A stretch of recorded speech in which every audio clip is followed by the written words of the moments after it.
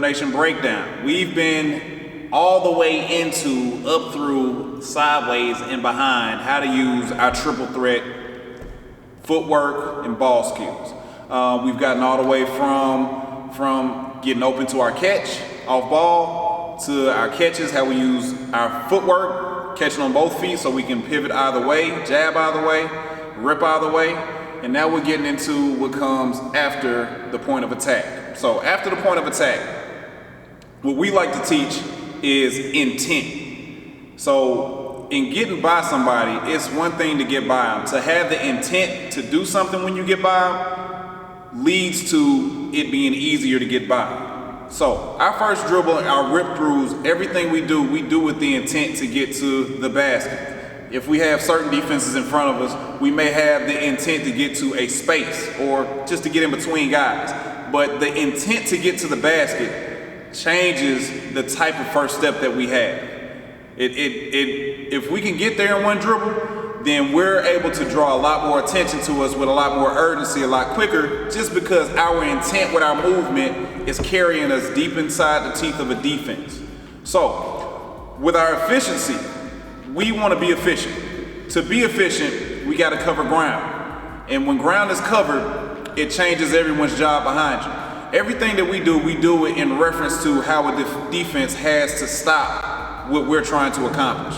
So when we catch the ball in our triple threat situation and we get to any of our footwork and our rip moves, and as soon as we get downhill, if we get there with the intent to get to the basket, we're doing it with the intention of drawing attention.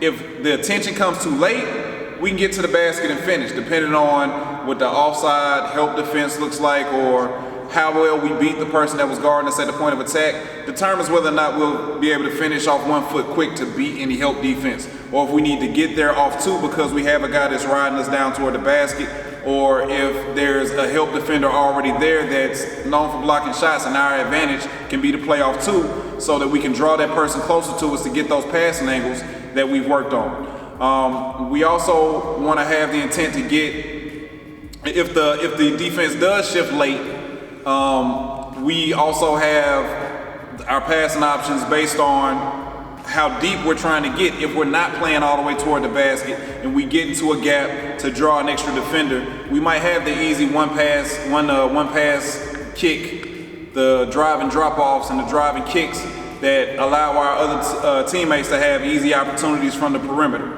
So the intent behind our rip and us getting toward the rim is what can dictate the options that are behind that. As soon as we get past our person, as soon as we get by and we get into the teeth of a defense, everyone else's response determines what we have next.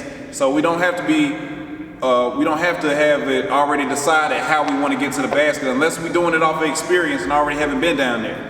We can always get into these gaps and we can play off 2 at any time to make sure that everything makes sense so that we can slow things down for ourselves, still move people with our ball fakes, our pump fakes, our pass fakes, and just continue to create opportunities for ourselves as a scoring option, as a playmaker. And that's really what we come back to being more than anything. Outside of scoring, we want to get into situations where we can make plays. So to wrap it all up, again, we want to have the intent to get to the basket, the intent to get into a gap, to draw defenders toward us or beat defenders toward their spots that they should be in.